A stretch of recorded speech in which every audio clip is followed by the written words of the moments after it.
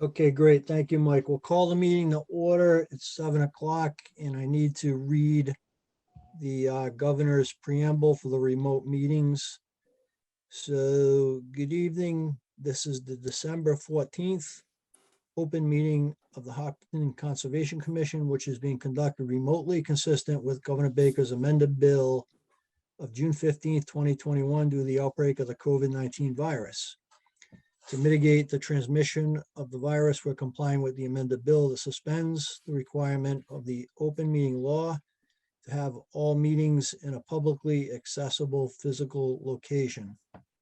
This meeting will feature public comment.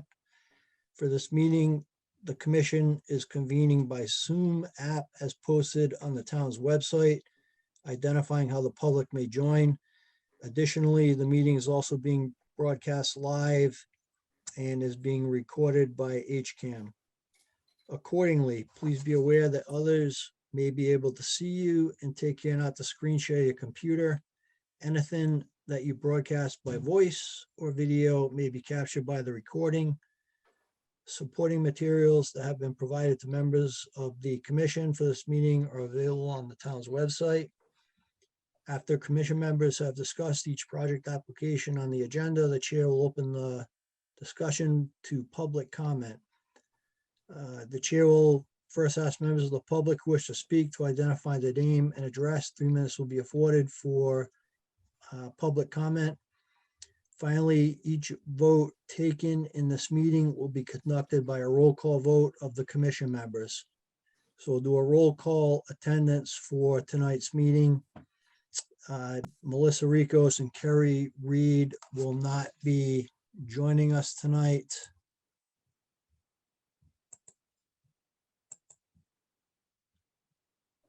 Just bear with me while I admit people into the meeting.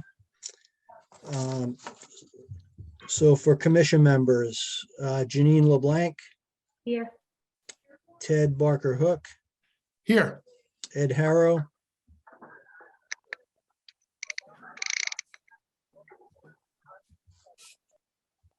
Here. Jim Cirillo, Here. and this is Jeff Barnes.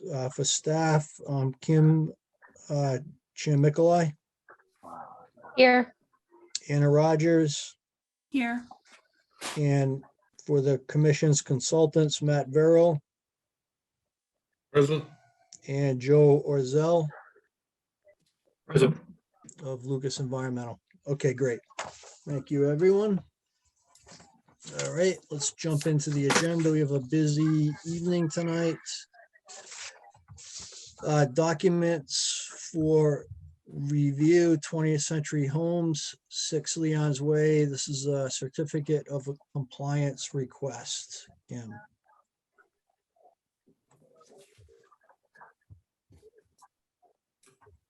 Yep, Jeff, it's just the document that was on the public information. Okay, so I think we discussed this at the last meeting, so I think we are good to go on it. Yep, I just need a signature authorization. Okay.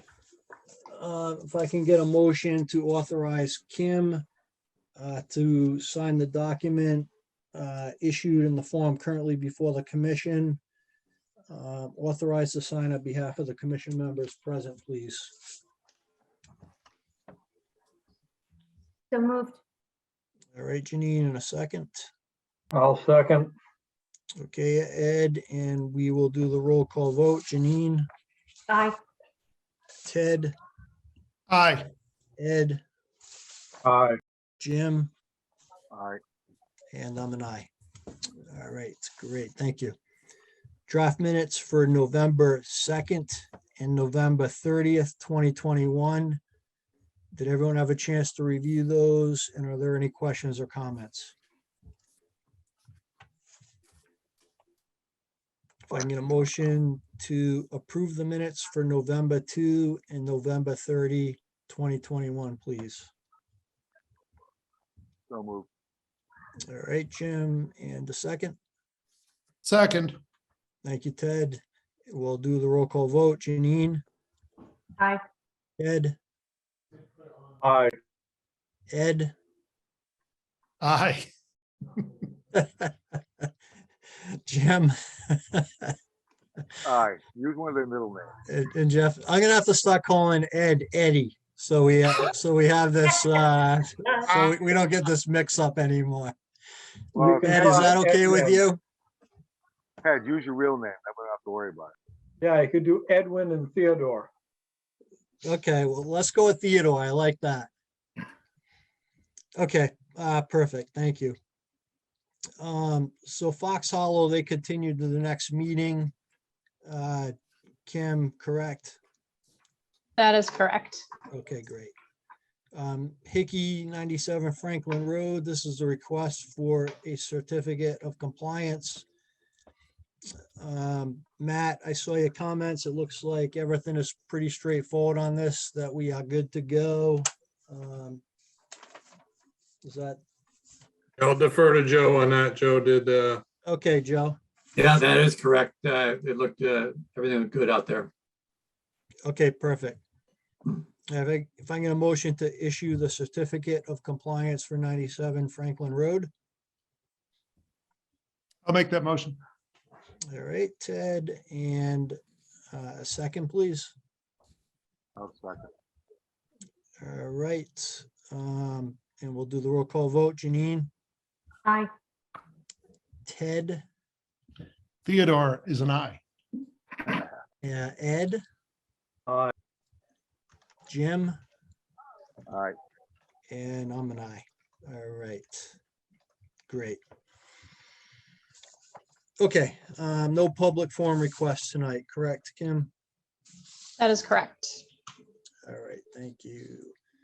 Okay, let's jump into the hearings. Picard, 34 Downey Street. This is an after-the-fact notice of intent for a boat lift, which is a continuation. Okay. Yes, hello there. My name is Mitch Maslanka. I'm representing the applicant Paul Picard tonight to go over what we have provided you most recently. So at the last hearing, you guys had requested that we provide a site plan stamped by a certified professional surveyor or engineer to ensure that the boat lift was on within the property bounds, so that you can see it's not on the neighbor's property over there to the left side of the screen. So it matched up pretty well with our GIS sketch that I had provided. So you can see the boat lift is on the extended property boundary. So we checked out DEP's comments. They had no technical comments available. So we think we are good to go. So let me know if the commission has any questions. I'd be happy to answer. Thank you. Okay, great. Thank you, sir. I think from my perspective, I don't have any questions. You know, the only comment that I would say at this point is it still needs to go through the chapter, 91 approval process, you know, as you know, through the state. But for the purposes of the NOI, I think we're good. You know, thank you for clarifying the location of the lift. And I'll open it up to other commission members for questions or comments.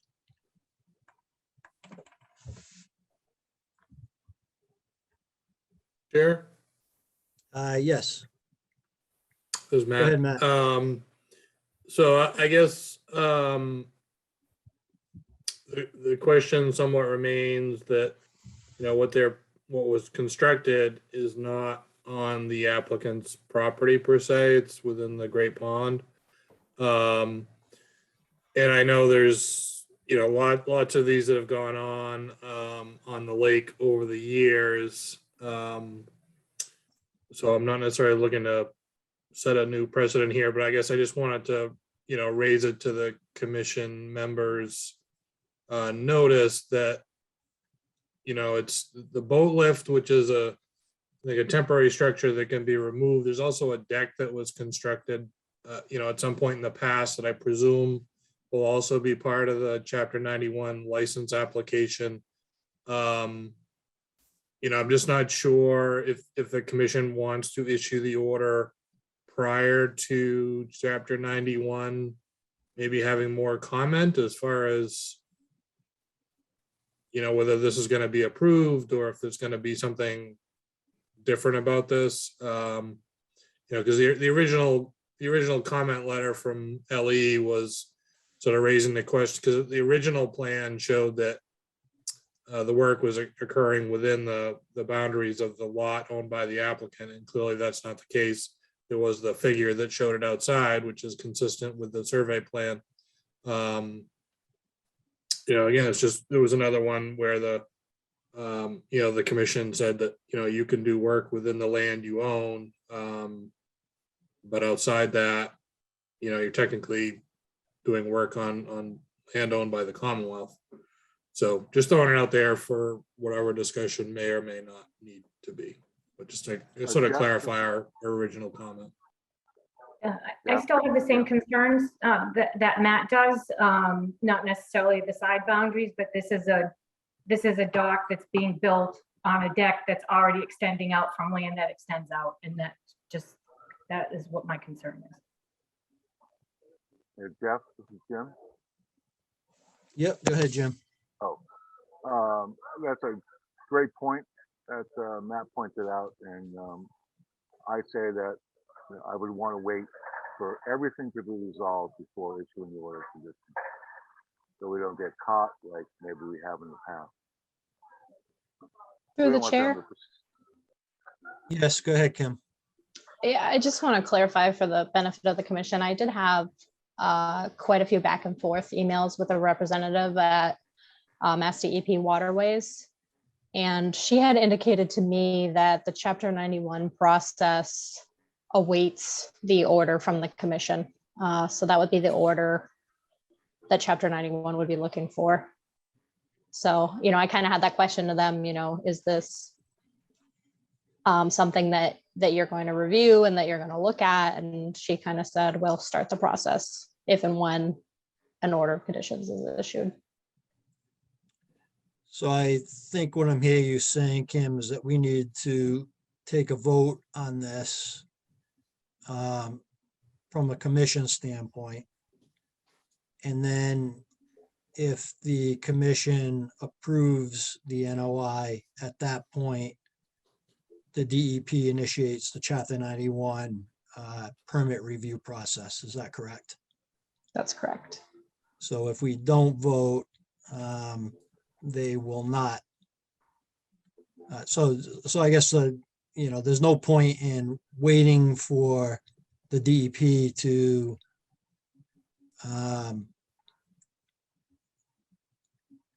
make a decision on this permit, because they're not going to until we issue the NOI. Correct. So does that make sense to the other commission members? So I think the point Kim is making is that we have to issue the NOI if it's a, you know, an affirmative vote and it's issued. At that point, the DEP initiates the Chapter 91 permit process. Is that clear to everyone? Makes sense now. That's clear to me, but I'm not necessarily comfortable approving something that is not on the applicant's land. From that diagram that was just being showed, it's on the property of the lake, not in the property of the applicant. Right.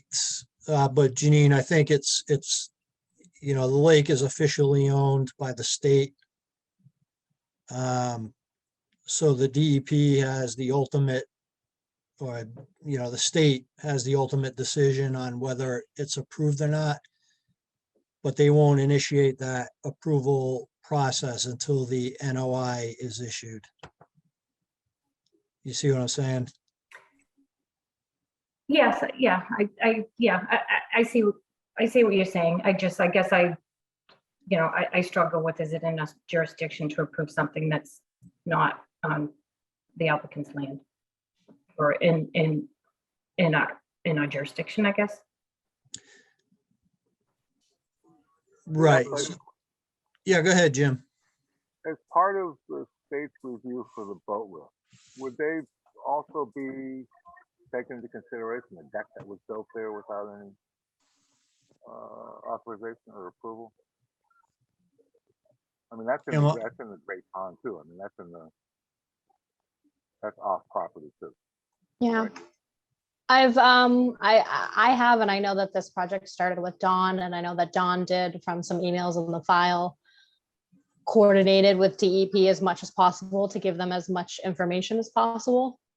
What they do with that information is kind of out of my control. Another alternative that the commission could pursue is that usually when there's a separate landowner and applicant, or multiple landowners, we require multiple signatures on the notice of intent form. That being said, I know it's extremely difficult to obtain signatures of people from the state for this type of activity, and I'm not sure that it's been asked in the past. I would have to go through and kind of do a little bit of a historic review. Through the chair. Yes, Ted. Kim, is that difficult simply because of red tape and bureaucracy, or because the state doesn't like to give state-owned land to boat docks?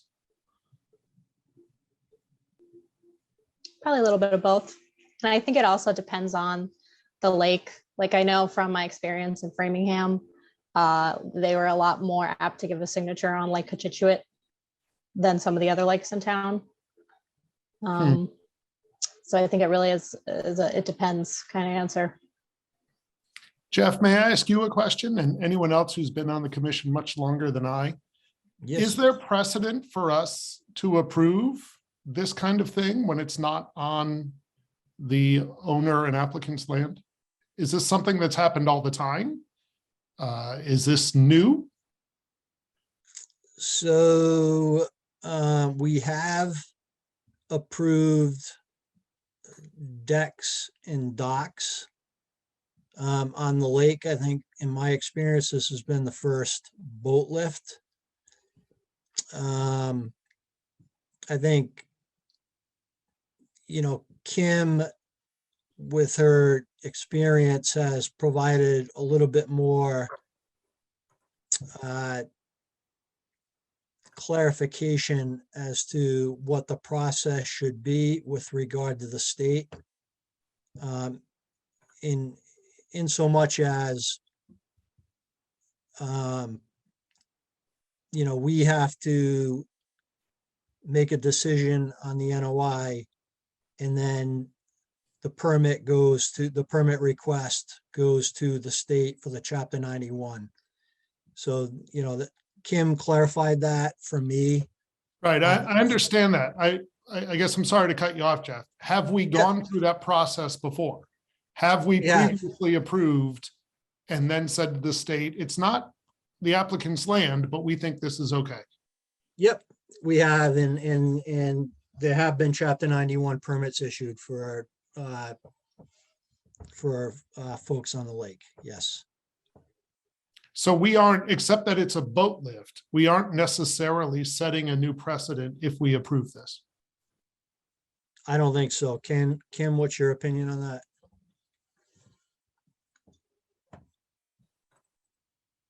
I need to go back in the files, honestly, and kind of take some look at some of the historic docs. I think this is my first or second doc on the commission, or dock-like structure. Yeah, okay. Thank you, Kim. My sense, and, unfortunately, we don't have Melissa and Kerry in the meeting tonight, but, we have issued these permits for docks and decks on the lake. So to answer your question, Ted, I don't think it's setting a precedent.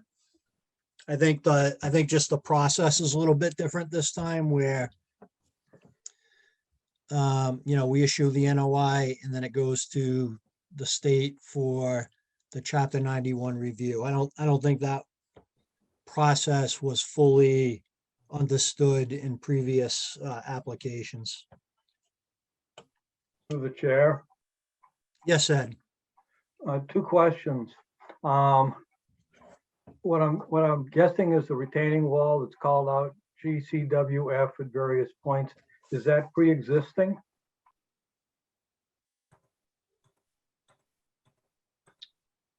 Those were there. Yes, that's what delineates the bank, is retaining wall.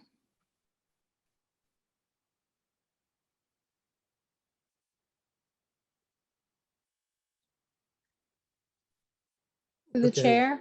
Yep, I think, just hold on a second, Kim. Yep. Ed, did you have a second question? You're on mute, Ed. Pushing the button, sorry. Why is it?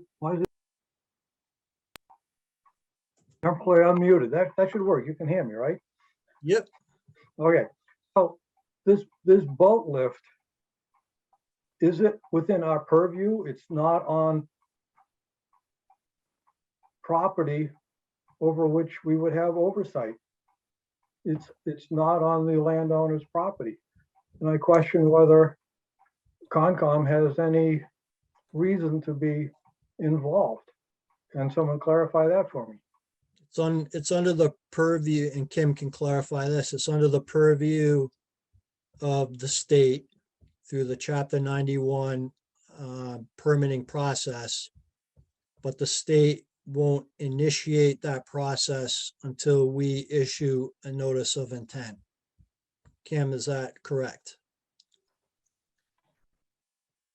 Yeah, I mean, I'd say that's correct, but I do also want to point out that if for some reason the commission decided to issue a denial, I think that would put the kibosh on the Chapter 91 process. I think they look to move forward once they have the order from the local conservation commission.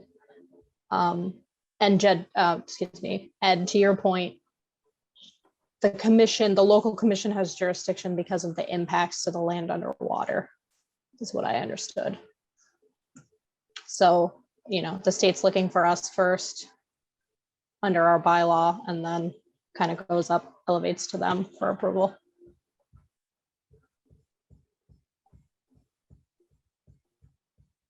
Okay.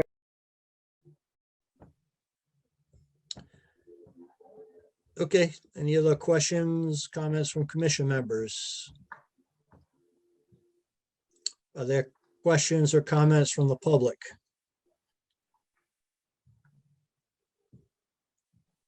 Okay, if I can get a motion to issue an after the fact approval of the notice of intent for 34 Downey Street. I'll make that motion.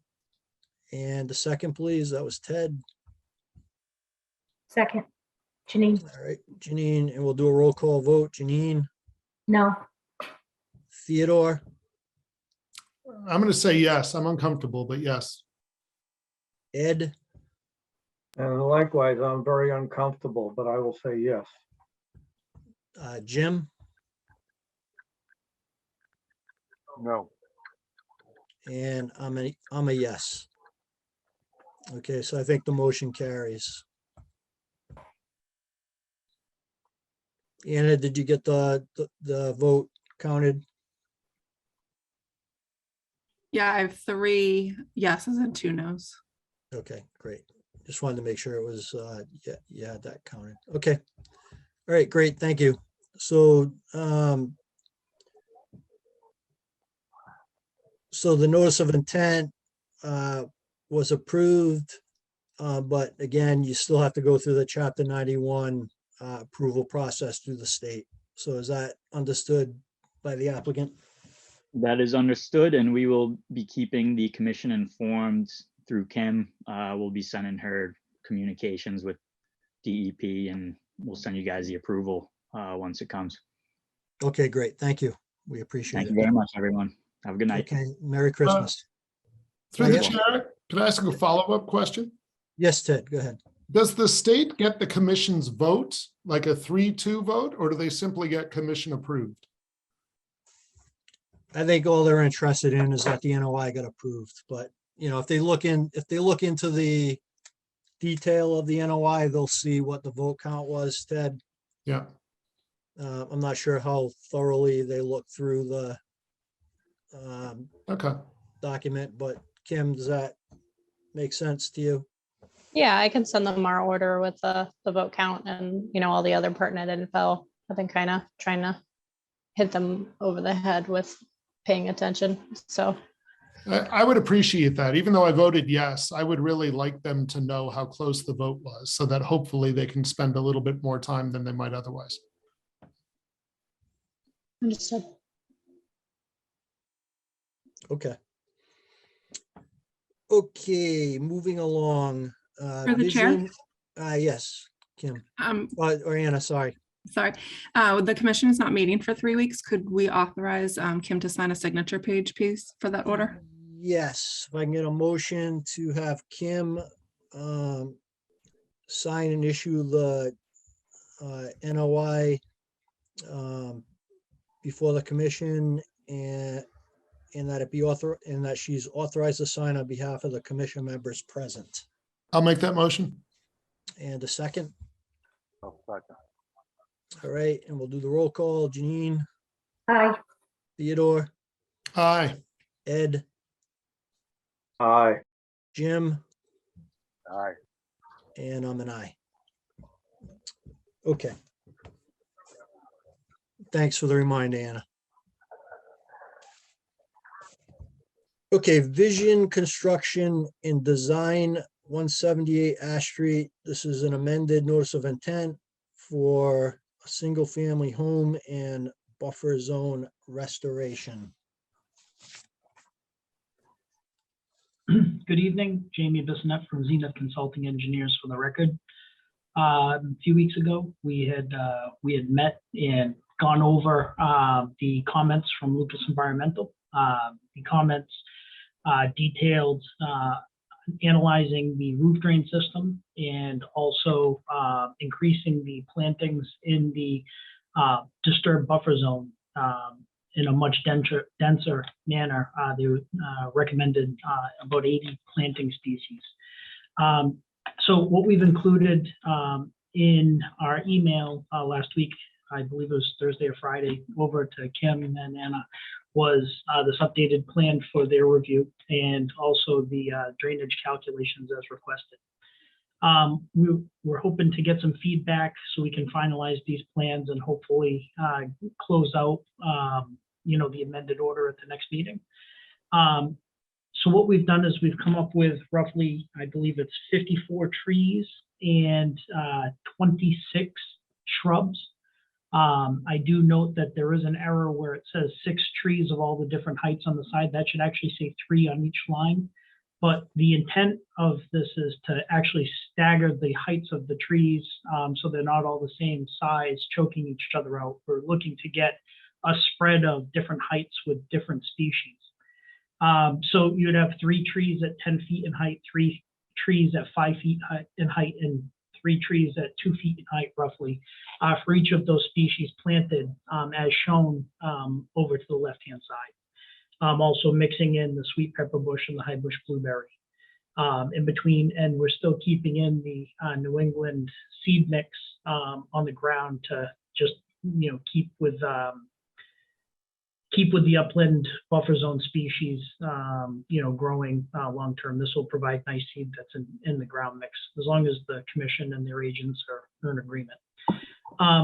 So if Lucas Environmental and Kim are comfortable and the commission are comfortable with the planting, the other thing that we did was we did take a look at the drainage, roof drainage basin. We've attached a report.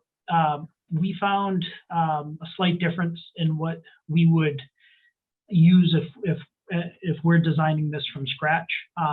We typically apply an infiltration rate taken from stormwater management itself based off of the sand characteristics from the USDA.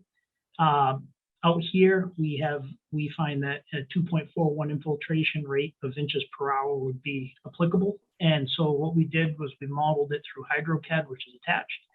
And in doing that, we found that we really should be using an 8-foot diameter basin with 2.5 feet of stone wrapped around it. And that's a 4-foot tall basin. The previous basin was 6 feet in diameter with 3 foot of stone, so it's a very minor change, but we did need that additional volume going from the 6 foot to the 8-foot diameter basin for our calculations to work. So we're showing a detail on our mitigation plan showing the 8-foot diameter basin with the stone. Should be down to the right-hand side. And so that is shown, and it still stays within the existing limit of work. That was the original plan of record. So those are, I think, the major items that we were asked to address at the last meeting. I'm happy for any feedback, and if the commission seems to be satisfied with the plantings and the roof drain, then we would like to finish up the plan and get on for the next meeting in 3 weeks to hopefully receive an amended order. Okay, and I think one of the other outstanding question we had was the PIBs. Have those been identified on the plan? Oh, actually, no, we'll add you're talking about the placards? Yes. Yes, no, those will be added to the finalized plan. That is correct. We did not forget about those. Kim actually forwarded over the pictures. So we'll add that picture detail. But yes, those will be added. When we sent this over, we were kind of hoping to get an idea on the plantings itself, where that was really the tough task for us. Yeah. But yeah, that not forgotten. We'll be on that finalized plan for the next meeting, sir. Okay, great. Thank you. Matt, I mean, this planting plan seems, what's the scale on this, Mr. Bissonette? It is a 20 scale. 20 scale. Okay. Yeah, any- Jeff, I thought the planting plan was a significant improvement. I like the idea of kind of staggering the sizes. I think that makes a lot of sense. There are a couple plants in there that are a little questionable how well they'll do, like yellow birch is really likes its feet pretty wet. And this is, an upland area. I don't have a problem with sort of diversifying, knowing that probably not all the plants are going to survive. So I think as long as there's, I would recommend the requirement for at least 2 years of monitoring to make sure that, some portion, whether it's 75% or 80%, whatever number you want to put on it, of the plantings survive. I think that's fine. But I really had, other than that comment, really nothing else. I thought it was a good improvement. Okay, and the sweet pepper bush, I mean, that typically likes well-hydrated soils too, right? That'll really kind of grow almost anywhere. You see Okay. it in pretty wet areas, but it'll climb right up the slope into buffer zone areas pretty readily. So it's just a yellow birch that you're concerned with? Yeah, the yellow birch and again, high bush blueberry likes it pretty wet, but oftentimes the high bush blueberry that you get from a nursery has been grown in fairly dry conditions and is sort of used to that. So you can get it to be successful in both conditions. So it's somewhat, I wouldn't necessarily say you have to take the yellow birch out, but I think just being cognizant that when somebody goes to the nursery to buy these plants, that they understand in what conditions they were grown to maximize the likelihood of success. Got it. Okay. To Okay. the chair, could I follow up with Matt for a moment? Yeah, go ahead, Ted. Matt, it looks like there are 18, if my eyes are not failing me, 18 yellow birches. And if, when they buy them, they're not careful in talking to the nursery, are you guessing 12 don't make it? 8 don't make it? 18 don't make it? Because if we lose 18 trees, that's not insignificant in the planning plan. I'm looking at 9 yellow birch. Yeah. Is it not 6 and 6 and 6?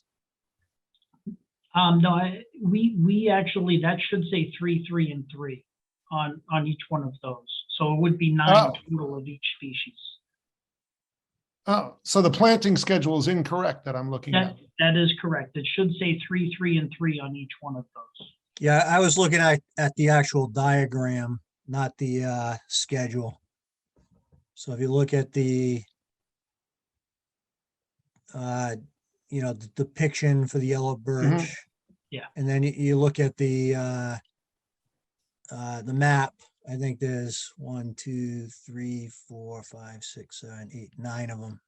Yep. So that scares me a little less, but that's still 16% of the tree plantings, right? Wasn't it 54 trees? It is 54 trees, that's correct, and 26 shrubs. And we're happy if there's an alternative, Matt, that you would suggest. You know, we're happy to, or to even eliminate the birch altogether and to go to the 5 species and increase the number. Yeah, I think to answer your question, Ted, you know, I think there is potential that those may fail, and just, you know, it may make more sense for the applicant to use either a gray birch or a black birch, which are, you know, black birch is sort of more of a true upland plant. Gray birch kind of straddles the line.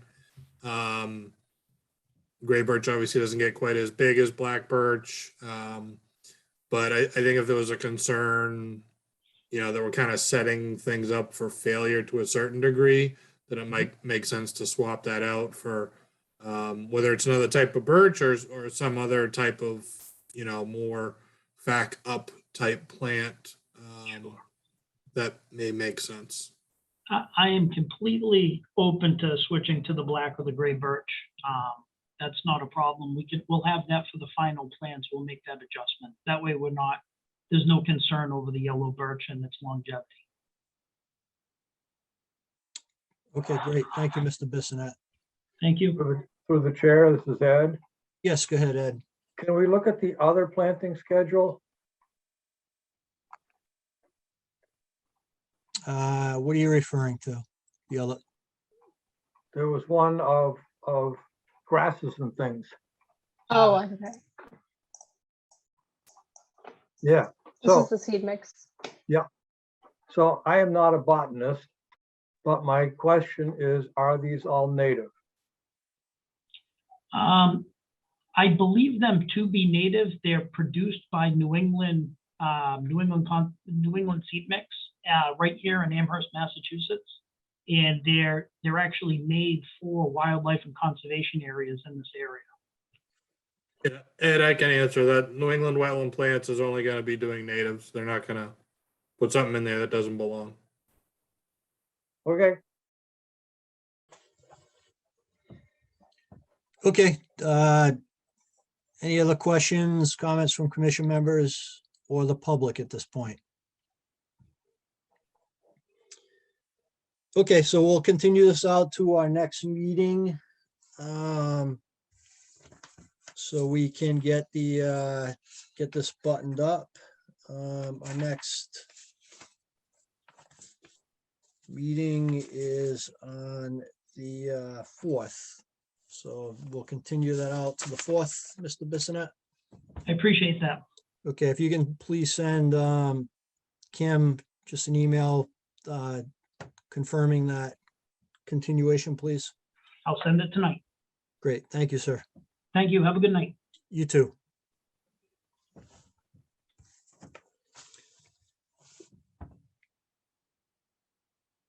Okay, moving along, Ravenwood, 0 Hayden Rose Street. This is a notice of intent for a subdivision.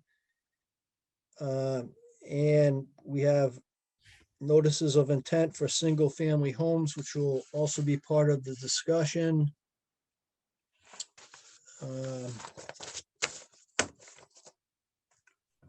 Mr. Goddard, are you on the? Yeah, good evening, Mr. Chairman. This is Scott Goddard, Goddard Consulting, Wetlands Consultant, Joe Marquardt from JD Marquardt and Associates, responsible for the survey and engineering work on the property, is also on the call. And Craig Nation is on the call as well, representing the applicant. Okay, So, good evening. good evening. So if I heard you correctly, we're opening up all the related meetings at the same time. Is that correct? Or are we taking them in a particular order? Yeah, I think we can open them all up at the same. Excuse So me. At the same time. administratively, what's happened since the last couple of meetings is the subdivision has been redesigned, reduced in its overall scope and number of lots and footprint. That means that a number of those applications that we previously submitted for individual lots won't be applicable if we move forward with the current iteration.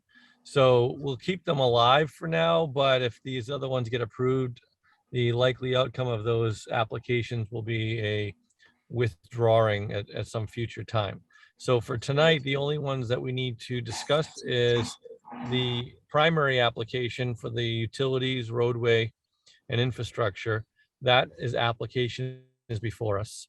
And then lots 1 and lots 8, which was previously referred to as lot 9, is going to be the subject of this discussion.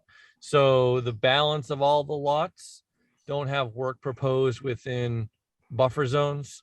And so therefore they're not likely to have any filing requirements for notices of intent or RDAs.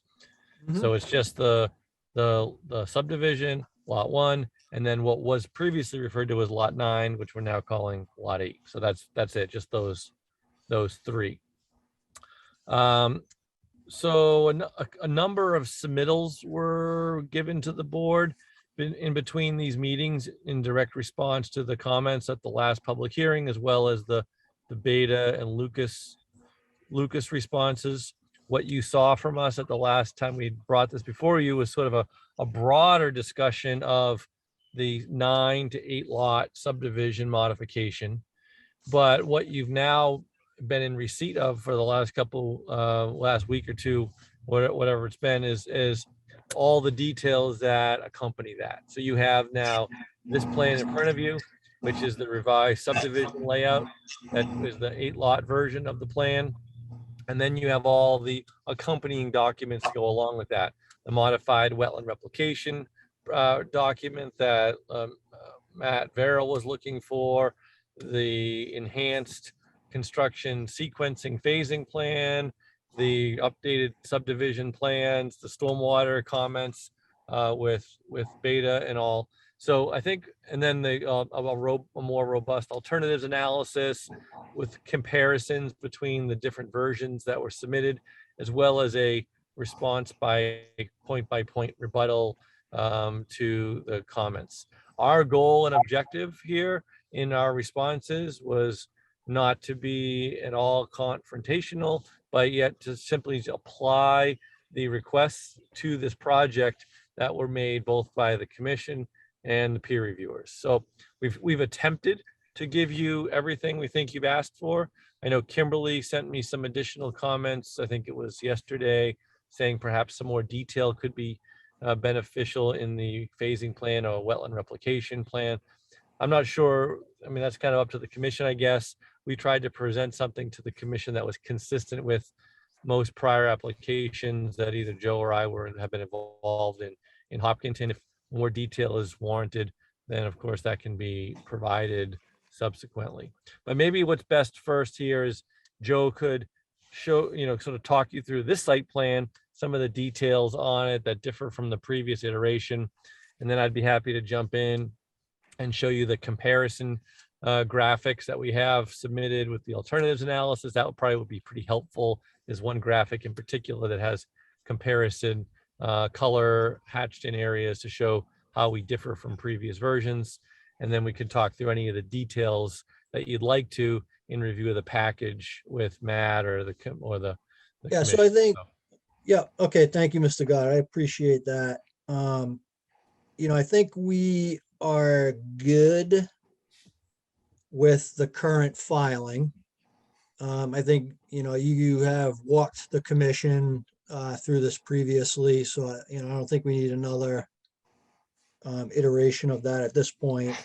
Okay. I think what we're looking for is, at this point, is to Kim's email, just a little bit more, and again, I just want to emphasize that we appreciate everything that you and the applicant has done to address the commission's concerns. This is, this current iteration is significantly better, in my opinion, in addressing our concerns.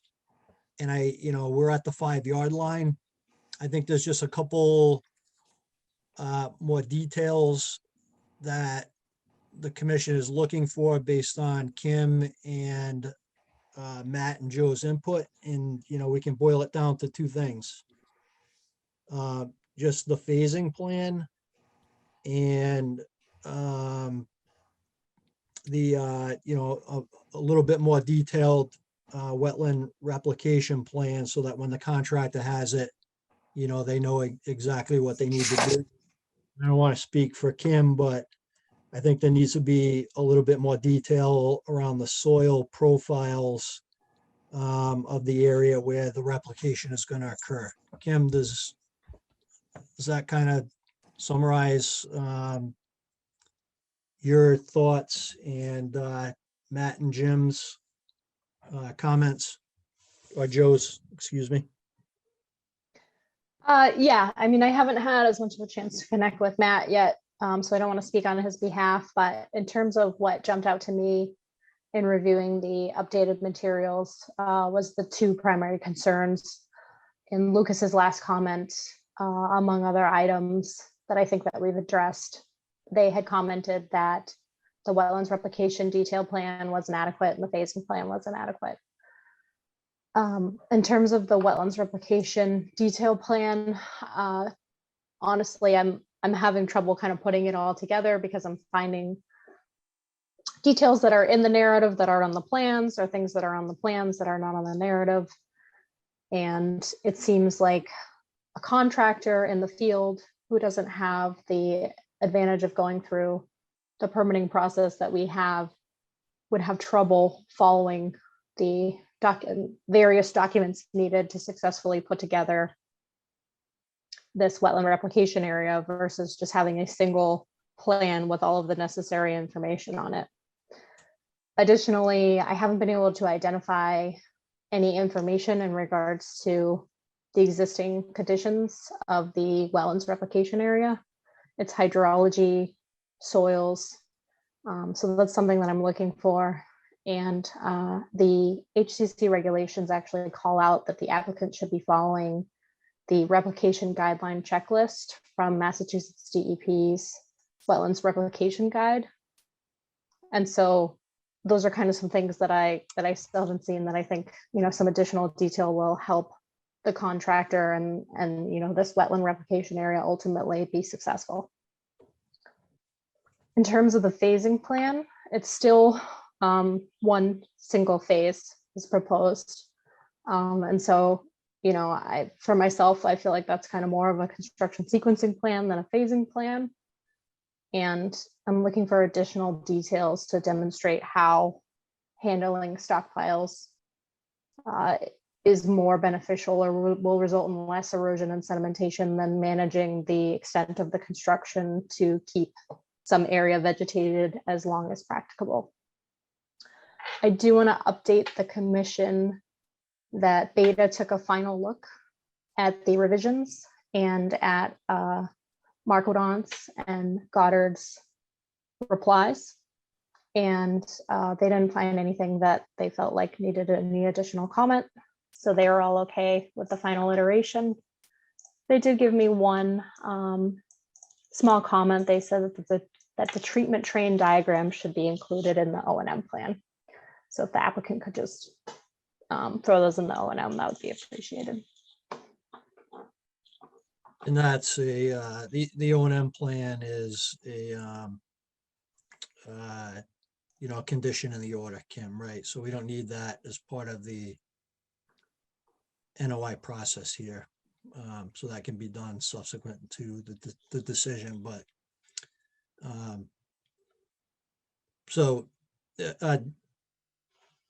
Joe, Matt, did you have any additional information to add to?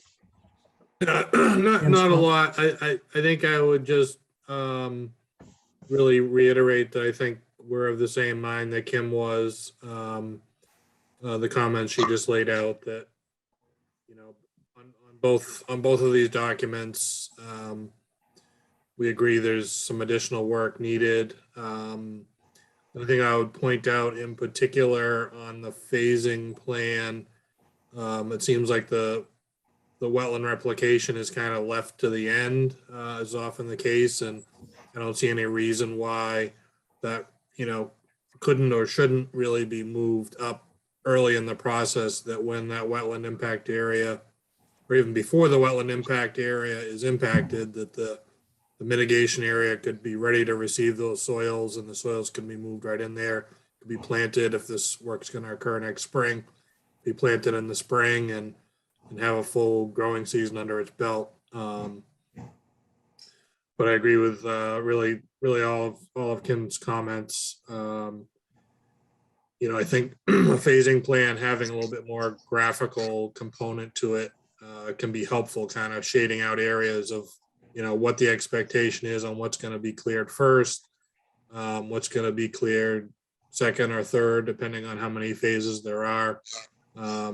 Again, so that the contractor really fully understands both the wetland replication construction and how the project is expected to proceed as it is constructed. So I'll leave it at that. Okay, great. So Thank you. just a couple of comments, if I could, Mr. Chairman. This is Scott. Yes, sir. So I agree with you. I think we're at the 5-yard line. I appreciate the back and forth that we've had. I think it's been healthy and productive. We're happy to supply, some, sort of buttoned up items to bring this across the end here. As far as the wetland replication stuff goes, what drove the methodology there was just mirroring similar methodologies that have been used in other projects in Hopkinton. I would suggest, but the things that Kim are asking for are fine, I think, in terms of some more details about what the existing spot looks like and documenting that. I get that.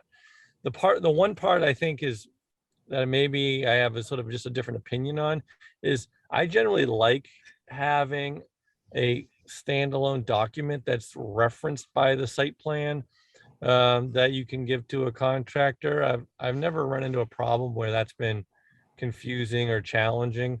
It's just easier to update, modify, amend as requested or needed, that kind of thing. It's just like having an order of conditions.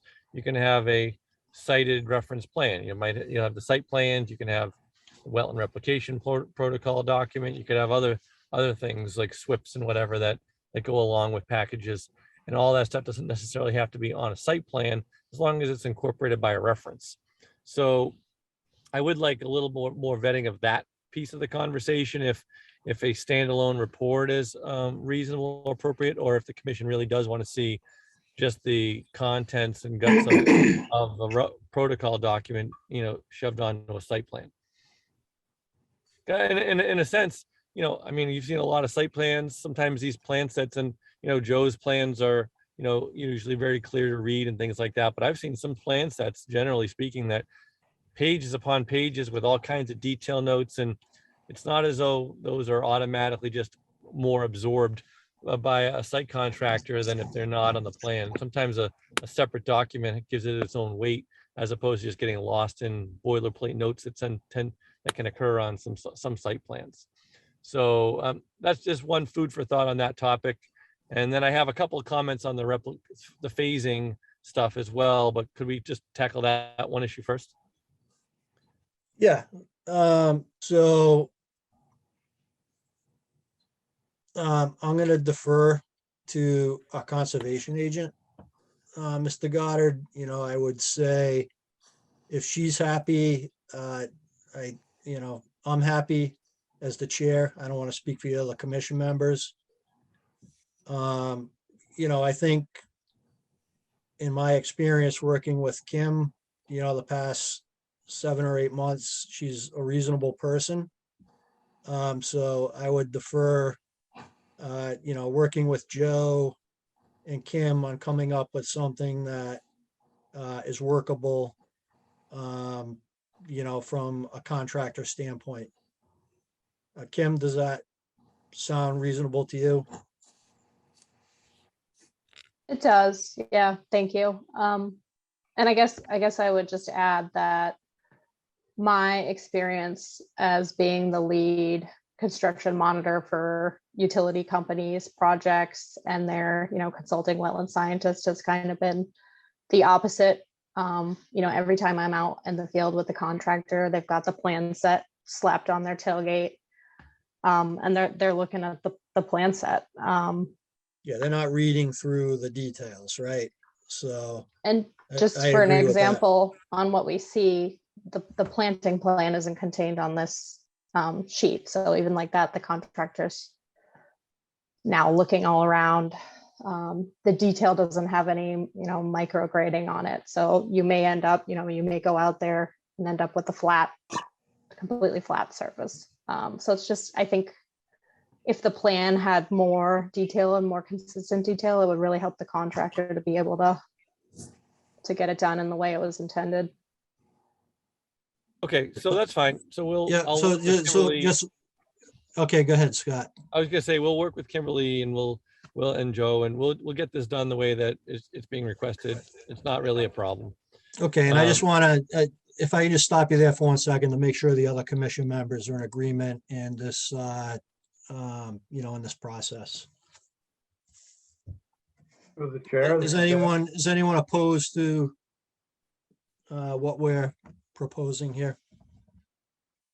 Through the chair, I have a question, but not with respect to your particular question now. Okay. All right, Scott, did you want to move on to the next? Yeah, and phasing this plan? one, just to talk on the phasing plan, and Chris or Craig, and then Joe may have some things to add on this because it has to deal with how this gets built. Usually the phasing plans I see become more critical the larger the project becomes. And when you have projects that are, of this size, I'll call this a, medium-sized project, right? It's not just one house lot, but it's not, legacy farms or something, right? So you have this kind of, Yep. mid-sized project here, but that it's all very condensed into one location. And I think what we're going to see is that it really kind of, it is not so much a phase in terms of as much as it is a sequence. Because we can't just take down trees in pieces here. They need the trees gone in order to do the regrading, in order to lay the asphalt and the utility pipes in. But we've condensed the area now down so much that I don't think it necessarily warrants having a micro dissected phasing as much as it's just a sequencing. Am I thinking about this consistent with the commission, or are we on different pages here? And maybe Chris or Craig, you guys might have thoughts on that topic as well. I mean, are we mixing words? Phasing and sequencing seem like kind of the same thing to me.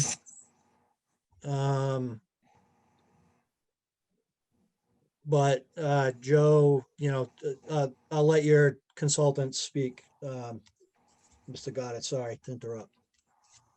No, I'm good. I thought Kimberly was maybe actually making a distinction between phases versus just the sequence of the whole activity. So maybe I misunderstood that.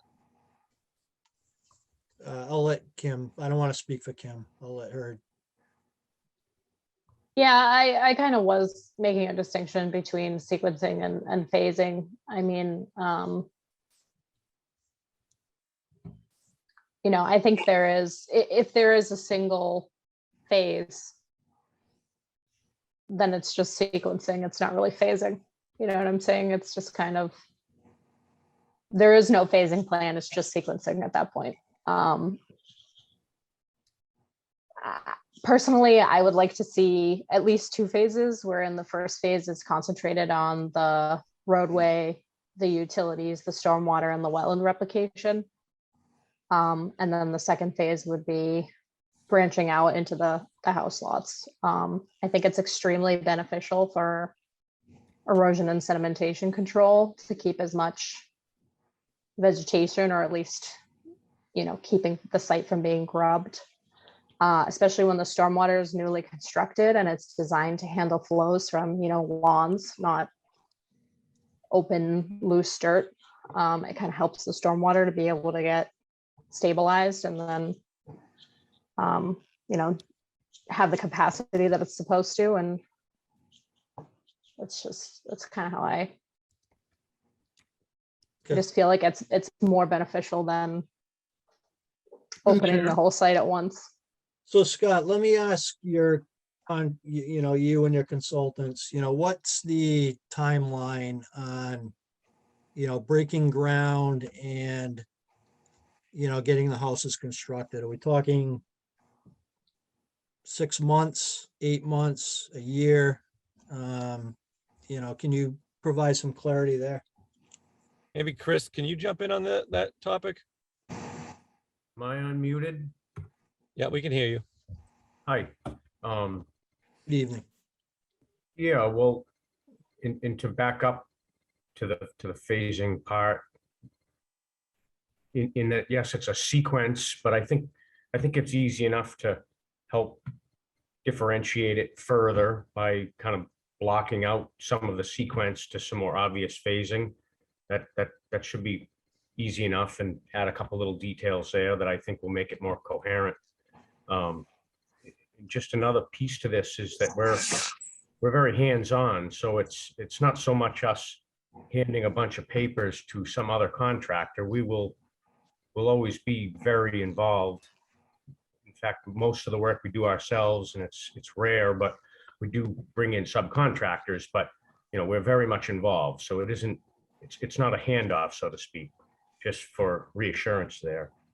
And for a timeline, once we start, you always think it's going to go quicker than you or it never seems to go as quick as you planned, but it takes a few months to get some trees down and moving dirt, but we can't get construction on a house lot really going without the lots released. So, we need paving down. From when you start to when you could get some binder down, it's 4 or 5 months. And then it's 6 months to build a house. I mean, I think it's realistic from when you start to when you have a house that's really there and ready to someone to move into. It's a strong year, I would think. Not sure if that's answering the question specifically. But, again, working it backwards, you need to get a building permit. We have to have pavement down, bond on the road, and get lots released to planning board. Okay. To the chair? I guess. Yeah, good. Yeah, go ahead, Matt. Yeah, I mean, I think what Mr. Nation just spoke of, kind of lines up perfectly with the phasing plan. That the first phase, the end of the first phase is going to be, installation of binder coat of pavement. Presumably the mitigation is done, the stormwater basins have been constructed, and some level of stabilization, if not complete stabilization, is done.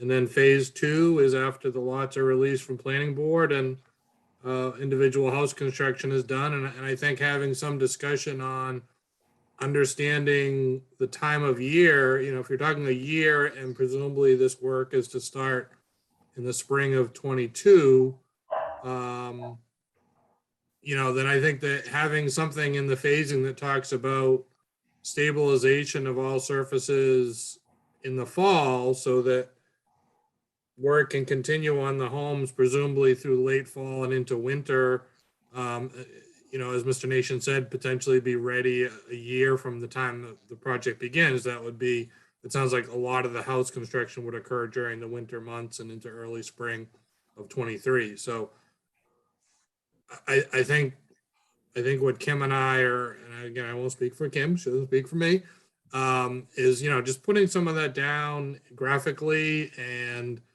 with more detail in this plan so that it, whether it gets handed off to some of the contractor or not, the commission has something that they can look at and say, well, our expectation is written down right here. So that at any point in the project, Kim or Lucas or whomever can go out and say, our expectation was this, and it either is being met or it is not being met. And, when we get into problems is when things aren't being met and then erosion occurs and we've got impacts. And we've certainly saw that on a lot of sites this past summer. And I think it's really, the commission is just looking to avoid these issues regardless of the size of the project. You know, we're seeing these significant changes in storms, and I think the commission is doing a good job of trying to adapt on the fly here. And we just can't just continue to do things the way they have been done over the past 5 or 10 years, because we're just not in the same environment anymore. Yeah, that's, thank you, Matt. You know, I think you laid out, you know, I think the expectation, and again, I won't speak for Kim too, but that's kind of my thinking. And I know that Mr. Goddard made a comment, you know, earlier, you know, this is kind of consistent with what we've provided in the past for Hopkinton.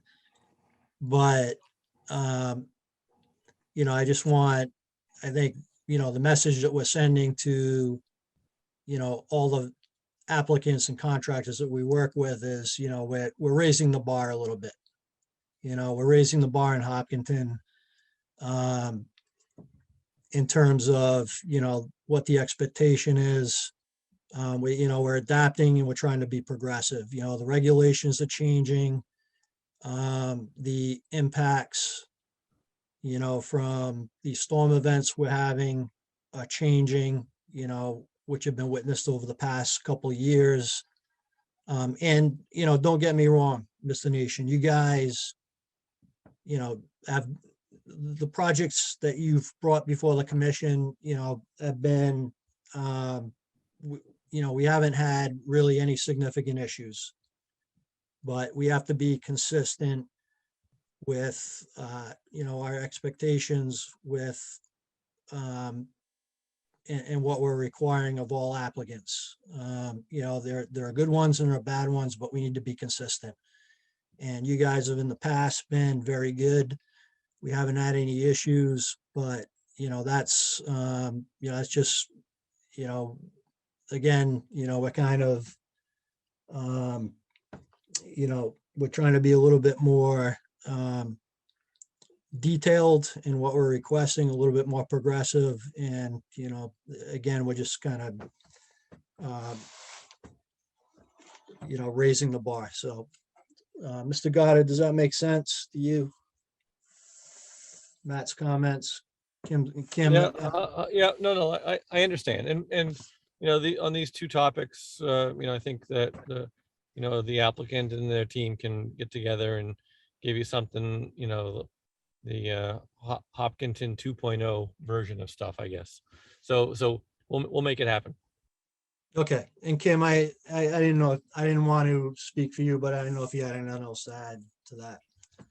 You know, and a large part of this drive is, you know, with Kim coming on board and really with kind of dealing with a lot of the issues that we've had in town with stormwater, you know, and, you know, complaints and comments that we've got from, you know, residents in town and those types of things. But Kim, sorry.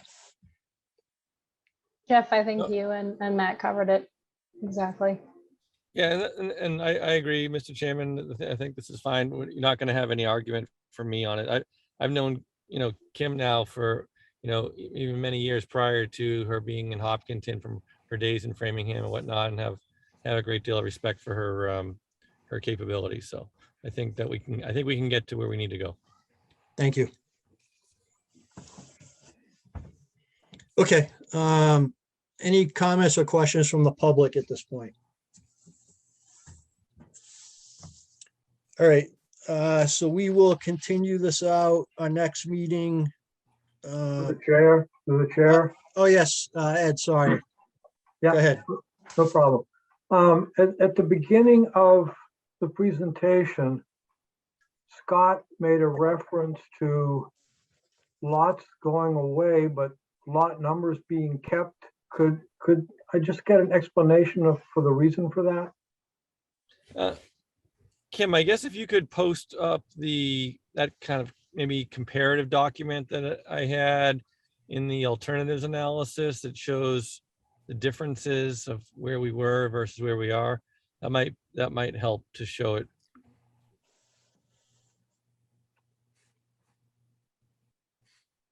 It was the cover letter and response letter that accompanied this site plan on my letterhead. Well, or I guess we could, yeah, we could have used that. Yeah. Yeah, this document will be fine. Yeah, right there, that one. Okay, perfect.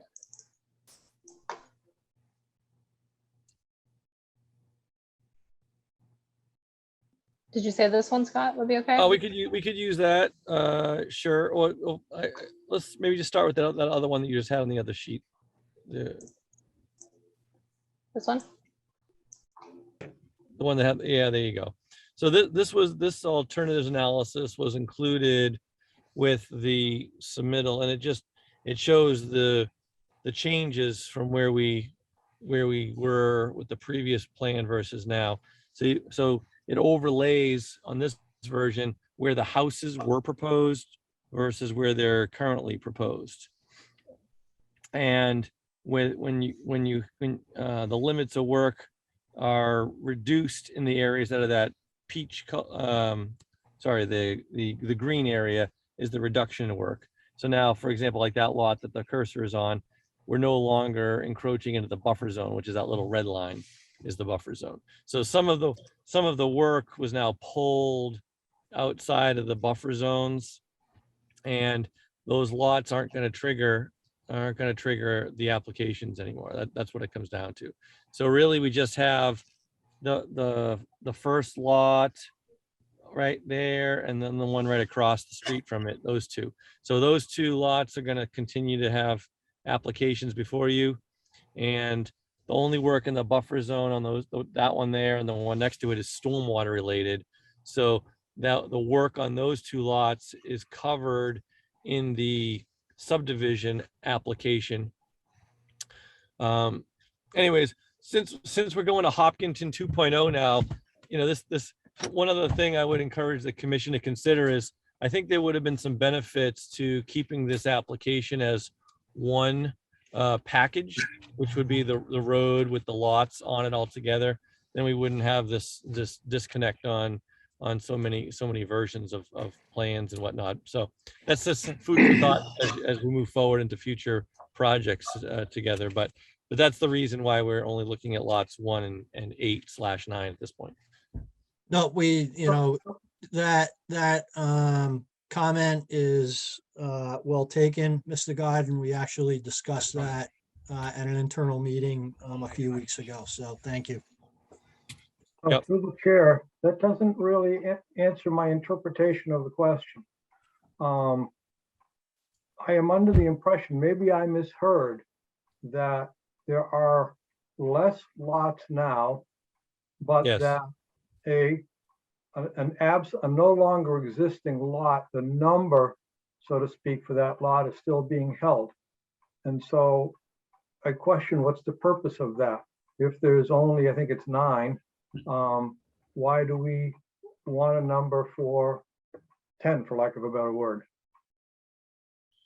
So now we only have eight lots. And so now the lots are numbers 1, 2, 3, 4, 5, 6, 7, 8, starting on the left-hand side, you know, at 6 o'clock or 7 o'clock, and working our way around the clock. Yeah. And that house up in the blue boxes are where they were previously. The clear boxes are where they are now. So that one in the upper left-hand corner, the blue one is now gone. That lot is absent. But there still is a lot at the lot 1 location, bottom left, and one at the bottom right, which is the lot. No, we had it called lot 9 before, but it's the same location. But now this is labeled as lot 8.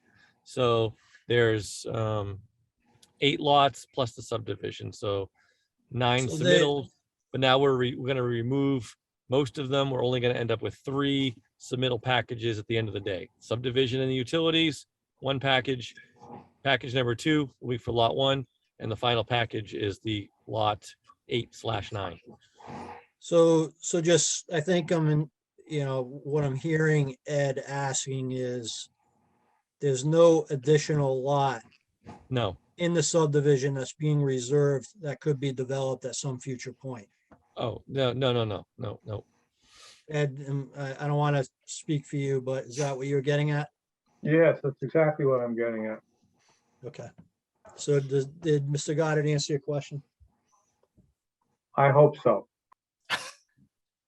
Okay. All right, so questions, comments from the public? I don't think there were any. All right, so, Mr. Goddard, do you want to continue this out to the 4th? Sure thing. Okay. Okay, if you can just Thank you. send, yeah, if you can please send Kim an email with the continuation request, please. Perfect. Will do. Thank you. All right. Through the thank you. chair, Yes, Kim. just to clarify, the applicant is requesting to continue all of the associated notices, correct? Yes, correct. Thank you. Good evening. Have a good night, all. Okay, you too. Thank you. Okay, moving along, 22 Winter Street. This is a continuation of a notice of intent for a septic replacement and garage alterations. Do we have the applicant on the call? Yes, this is Seth LaJoy representing Steve McCarthy, who is also on the call tonight. Good evening, Mr. LaJoy. Good evening. We're coming in tonight because we do not yet have a DEP number to close this thing out completely, but we believe that the majority of all of the questions that have been asked have been answered. Mhm. And we just wanted to have that discussion with the commission to see if we could close this pending the issuance of the DEP number. So we can have a discussion as to, we got the performance standards. Thank you for submitting those. I think that is what the commission was looking for. I believe that satisfies the outstanding items. I understand that the fees with the state have been sorted out, but again, the DEP number hasn't been issued. But let me let Kim jump in to provide more detail and color. Yeah, Jeff, that is correct. I believe based on the last meeting that we discussed this application, the commission was looking for the performance area analysis, performance standards for riverfront area. And the last item was just the associated fees with the DEP. I've had some back and forth with Kim Roth, and I believe that now with some additional funding, both for the town side and the state side, that the applicant is going to be resolved with fees. So I have no further questions or concerns with this site. I do recommend that the commission holds off on closing until the DEP file number. But if if the commission discusses tonight and feels good about the application, perhaps it could be more of an administrative approval at the next meeting. Okay. All right. Thank you, Kim. Through the chair. Yes. Hi, Joe.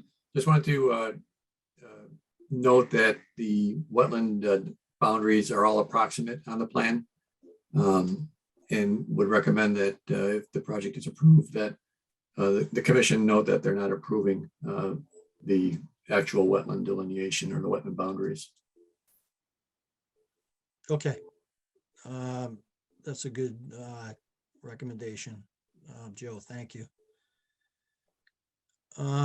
Okay, let me open it up for questions, comments. I mean, my sense, Kim, is that we do not want to close this until we have the DEP file number, just because we don't want to run into issues with a 21-day issuance of the orders of the order,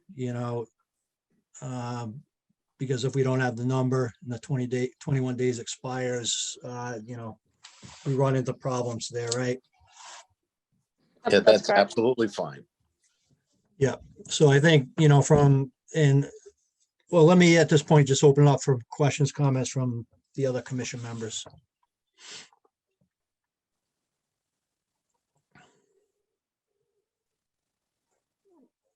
Okay, questions, comments from the public?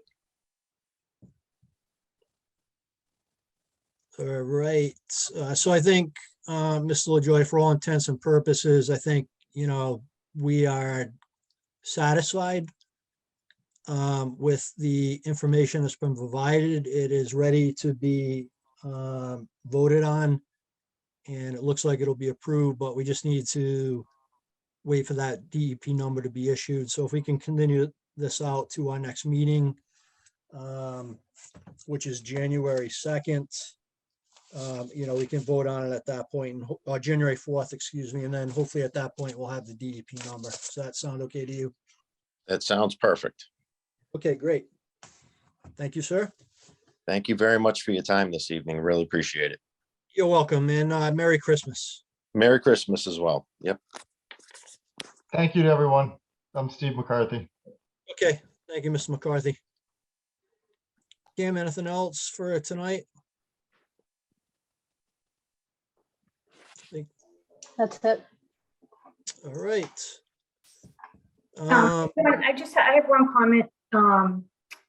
So I don't know if it's more of a public forum thing, but when I was listening to the meeting on 11:30, you guys were talking about Hughes Farm, the trail over there, and what's going on there.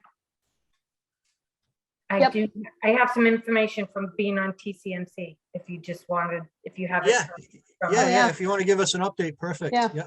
Yeah, so from what I can, if I'm remembering correctly, they did extend the order of conditions, and I believe they're going to come back to us again to get another extension on it. It's been too wet back there to do the work that we had approved. So that's why the erosion control, barriers and all that are still there. What's the, Janine, do you know what the timeline is for coming before the commission? Is it, in the spring or? I think it's fairly soon, because I think the extension is almost up. So I think they have to come to us fairly soon. Okay. We have another meeting tomorrow night, so I can find out for sure, but. Yeah, we only have I think we have 2 meetings in January, and February is a short month too. I think we only have 2 meetings in February. Is that right, Kim? The meeting schedule is not finalized, but I believe that will be the case. Yeah. So we have January, right now on the agenda, we have January 4th and 25th. And then February is always a short month. There's only 1 or 2 meetings in February typically. Just to keep that, in the back of your mind, Janine. I will. Okay. Jeff, before we sign off, may I ask him a question or two? Absolutely. Kim, do we have some violation discussions coming up regarding Leonard Street and I can't remember the name, but the road over there on the lake? Oakhurst. Okay, so for Oakhurst, I had a conversation with the homeowner, a lengthy conversation. And he's also been coordinating with the building department. So, I let him know that we've been able to observe mowing a shed and a dock. And, he's agreed that number one, the shed needs to move. And so we talked about placement of that with the building department. Number 2, the area that the shed was placed on needs to be restored. And number 3, that the dock needs to be permitted. And so he's been in contact with Mr. Marquidant about updating his site plan from his original building approval and going through the permitting process for the shed and the dock rather. He wants to have a conversation with the commission about the condition in perpetuity on his property for mowing. So I'm going to schedule that for the same time that he comes forward with the dock permit. I've informed him about the functions and values of the wetland that's between his home and the edge of the lake. And, I've also tried to explain to him that he has different conditions in perpetuity than other neighbor homeowners because of that resource between his land and the lake, and that, other people have upland between their house and the lake. But he's quite adamant. I think he might also need to hear some of that information from the commission. So that's stay tuned. Obviously I just generally in my, being a conservation agent, especially with single family homeowners, I like to try to get compliance rather than just go straight for, anything punitive. And so he's been very communicative. So I'll just continue to work with him to see if we can get him to come into compliance at that site. That sounds great. And Leonard Street, where the photos I sent you, I haven't seen any change since I sent those photos. I need to get back out to Leonard Street. I have had a lot of communication with Mr. Petrosi. We have a meeting this week as well. It's been a lot of promises that haven't kind of come forward. So I think at this point, we're ready to move towards, I personally am ready to move towards violations and punitive measures. I do apologize. I had that on my schedule for last week and I ended up needing to be in isolation for a week. So I'm on it this week, but. So that's likely to be a January 4th meeting agenda item? Yes. Awesome. Thank you. Thank you. Yeah, Kim had COVID, so she was kind of out of commission for a week. And, Kim has been, as she mentioned, with Mr. Petrosi, it's always, it's a continuing battle, just trying to get him into compliance, doing what we need to do.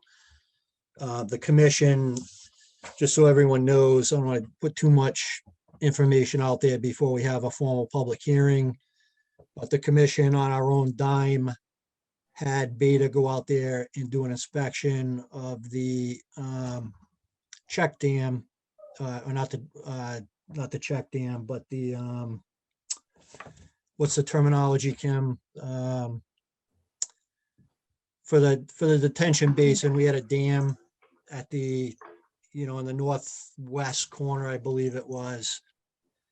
There was some concern on Kim's part and on my part that it wasn't constructed properly. So, Mr. Petrosi wasn't being communicating with us. So we, had Beta go out and do an inspection and, there needs to be some additional work on that to get it into compliance. So, Kim's on top of it, I guess is what I'm trying to say. So, we're not giving him a pass on this, by any means. We're definitely on top of it. And I think, as Kim had mentioned, we need to have a fines hearing with him, in the next couple meetings. Jeff, if I may, to Kim and the commission, I didn't mean for my questions to sound like a critique. If they came out that way, I apologize. That was not at all my intent. No. Yep. No, I just wanted, it hasn't fallen through the cracks. We're on top of it. Or I shouldn't say we're on top of it. Kim's on top of it. So, at the next meeting on January 4th, you should get more details about what's going on. Thank you. And thank you, Kim. I really apologize if that came out sounding like a critique. That was not my intent in the least. Not at all. And it's a spreader trench. That's what it is. Spreader, right. That's okay. Thank you. Okay. All right. Well, I wish everyone has a holly jolly Christmas and a happy new year. And Santa's good to you. And with that, I guess, is there a motion to adjourn the meeting? Are we getting a new salamander costume this Christmas? Can we finally replace the old one? We can work on it. We can work on See if it's in the budget. I move to adjourn. All right, in a second. A second to Christmas. All right, and we'll do the roll call. Janine, Aye. Theodore, Aye. Ed, Aye. Jim, Aye. and Jeff is an aye. All right, guys. Merry Christmas, Everyone have a everybody. great Christmas. And we will talk to you in the new year. Be well, Right. everybody. Stay healthy. Yeah. Good night. Good night, Okay. everyone. Take care, everyone.